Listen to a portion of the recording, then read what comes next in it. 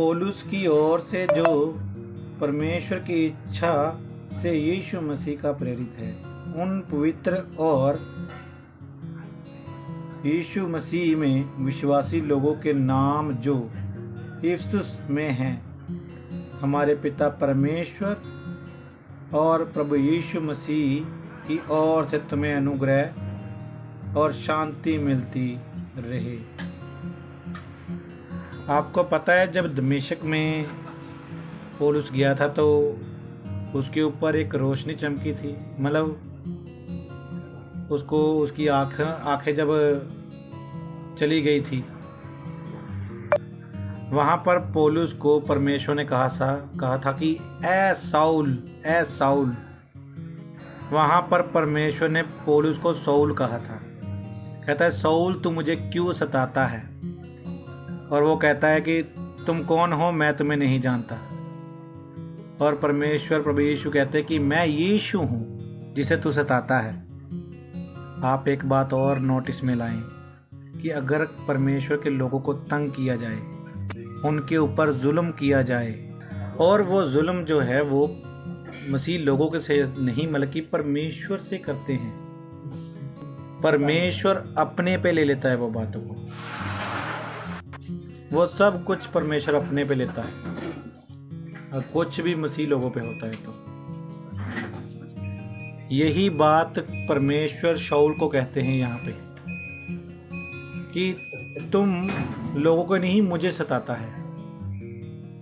शाऊल जो राजा का आदेश लेके जा रहा था लोगों को पकड़ने के लिए, वहाँ परमेश्वर यीशु मसीह ने बोला है कि तुम मेरे लोगों को तंग करते हो, मतलब कि मुझे सताते हो।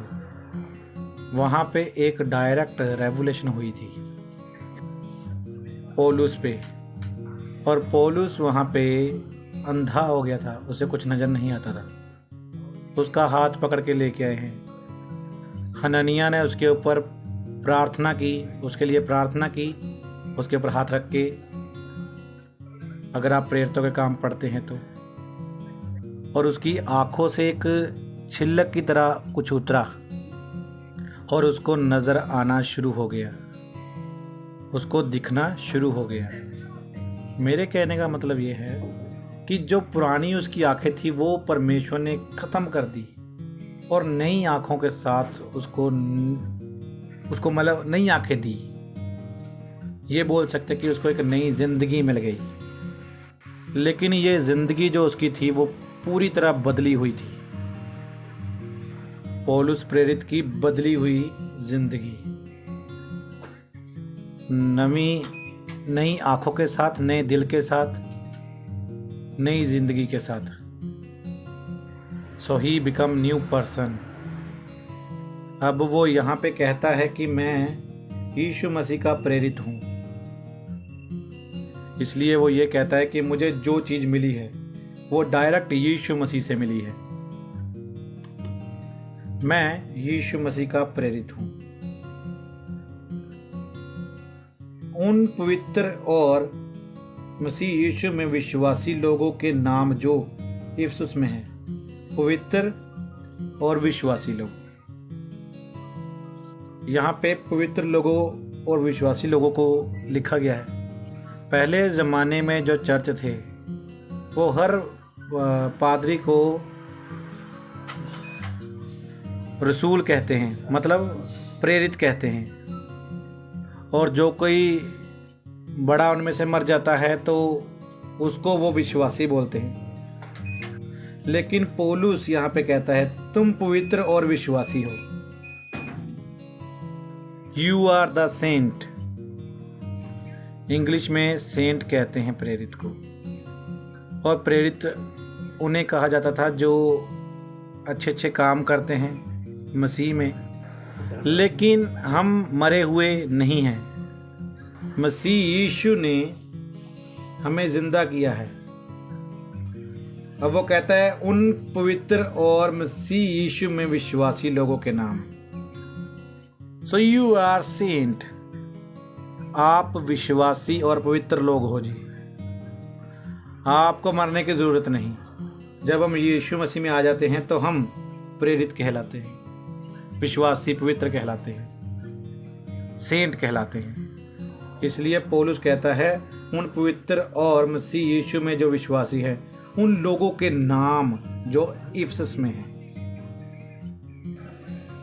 इफिसस एक सिटी का नाम है, एक जगह का नाम है। आप खुद पढ़ सकते हैं प्रेरितों के काम 19 बाब में, पढ़ सकते हैं प्रेरितों के काम 19 चैप्टर में, किस तरह प्रेरित ने पौलुस ने मतलब कैसे कलीसिया को बनाया। अगर मैं पढ़ूंगा तो बहुत लंबा चैप्टर हो जाएगा, तो आप खुद वहाँ पे पढ़ना जी जाके। और मसीह यीशु में विश्वासी लोगों के नाम जो इफिसस में है, मसीह यीशु में जो विश्वासी हैं, पवित्र लोग हैं जी, वो हमारे पिता परमेश्वर और प्रभु यीशु मसीह की ओर से तुम्हें अनुग्रह और शांति मिलती रहे। जब पौलुस कभी भी खत लिखता था ना जी, वो अनुग्रह और शांति का वेलकम करता था। वो हमेशा ये बोलता ही है, क्योंकि अनुग्रह की बात करता ही करता है कि आपके ऊपर अनुग्रह हो और शांति मिले आपको। आप देखोगे कि उसने कभी भी ऑर्डर ब्रेक नहीं किया। देखो, उसने पहले ये नहीं बोला कि अनुग्रह और शांति, वो बेशक कहता था अनुग्रह और शांति। इसकी खास वजह है अनुग्रह और शांति। अनुग्रह से शांति निकलती है। जब अनुग्रह होता है तो शांति हम में आती है जी। जब हम यीशु मसीह पे विश्वास लाते हैं, परमेश्वर का अनुग्रह हम में आता है। ये फ्री ऑफ कॉस्ट गिफ्ट है जब हम विश्वास करते हैं यीशु मसीह पे। तो और वो कहता है कि परमेश्वर का अनुग्रह हम में शांति पैदा करता है। परमेश्वर का अनुग्रह हम में शांति पैदा करता है, क्योंकि यीशु मसीह का अनुग्रह हम में आ गया और शांति हमने पाई है। इसलिए पौलुस सभी को ब्लेसिंग देता था ये। अब जो आगे की आयतें हैं ना जी, आगे क्या जो हम पढ़ने वाले हैं वो बहुत खास है। रियल यहां से शुरू हो रहा है जी। अभी मसीह में आत्मिक आशीषें। अब वो कहता है कि मैं यीशु मसीह का प्रेरित हूं और आप लोग विश्वासी और पवित्र हो और परमेश्वर का अनुग्रह और शांति आप में होगी। कहते जब मुसीबतों में से सब्र निकलता है, जब मुश्किलात आते हैं तो हम में उसके बीच में से सब्र निकलता है और विश्वास में से यकीन निकलता है और परमेश्वर के अनुग्रह में से शांति निकलती है। So everything is the attach. ये सब एक दूसरे से जुड़े हैं। मसीह में आत्मिक आशीषें, यहां वो बताना चाहता है इफिसस की कलीसिया को कि परमेश्वर ने आप लोगों को बहुत सी बरकतें दी है, लेकिन वो कहता है कि ये बरकतें सब रूहानी हैं और रूहानी बरकत नजर नहीं आती। ये पहली बात है। और ये बरकतों को आप विश्वास की आंखों से देख सकते हैं। हमारे प्रभु यीशु मसीह के परमेश्वर और पिता का धन्यवाद हो कि उसने हमें मसीह में स्वर्गीय स्थानों में सब प्रकार की आत्मिक आशीष दी है। Praise the Lord. पहली आयत, this is the jumping point. पौलुस ने यहाँ पे एक पॉइंट रखा है। इस पॉइंट पे परमेश्वर का खत लिखा हुआ है, पूरा बताया गया है। अगर हम इस आयत को नहीं समझेंगे, आपको समझ ही नहीं आएगी कि आगे लिखा क्या है। So this is the jumping point. यहां से हमें पता लगेगा कि आगे की जो कहानी क्या है। मैं एक बार फिर पढ़ देता हूँ। हमारे प्रभु यीशु मसीह के परमेश्वर और पिता का धन्यवाद हो कि उसने हमें मसीह में स्वर्गीय स्थानों में सब प्रकार की आत्मिक आशीषें दी हैं। Praise the Lord. रूहानी बरकत हमें दी गई है जब हम यीशु मसीह में आए हैं।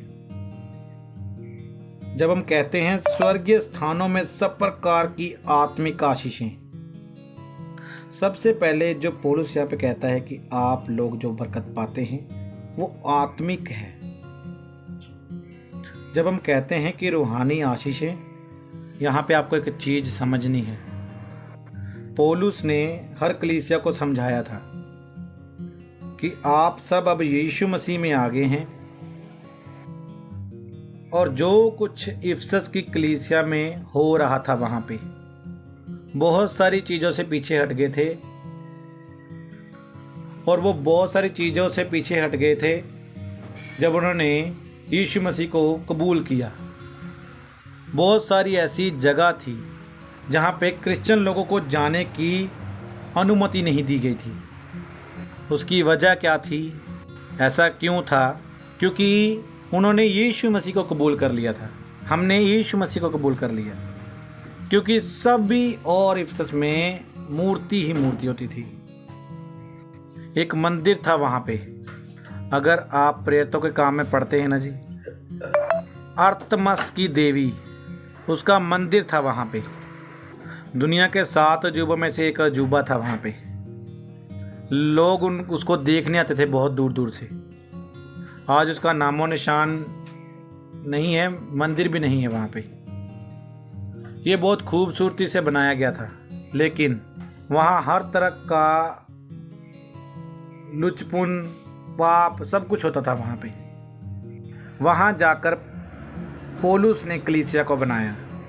जब वो कहता है पौलुस कि हमारी आशीषें रूहानी हैं, और हमारा अहद कहते हैं बाइबल को, मतलब अहद है वो भी रूहानी है, ये अहद भी रूहानी है। यहाँ पे पौलुस समझाना चाहता है अहद को। अहद कहते हैं बाइबल क्या बोलते हैं, पुराना टेस्टामेंट बोल देते हैं, अहद कह देते हैं कि जो हम जिसके ऊपर चल रहे हैं, अहद जिसको पढ़ रहे हैं, जो अहद हम पढ़ रहे हैं वो रूहानी है। This is the key point. हमारी बरकत भी रूहानी है और अहद भी रूहानी है। बनी इस्राएल के साथ जो अहद हुआ था ना, वो जिस्मानी था, रूहानी नहीं था। परमेश्वर ने उनको बोला था कि तुम लोग अगर ये काम करोगे तो आप लोगों को ज़मीन मिलेगी। अगर आप लोग ये वाला हुक्म मानते हो तो मैं आप लोगों की औलाद को ब्लेस करूँगा, आप लोगों के बच्चों को ब्लेस करूँगा। ये काम करोगे तो ये ब्लेसिंग दूंगा, ये काम करोगे तो ये ब्लेसिंग दूंगा। परमेश्वर ने ऐसे कहा था।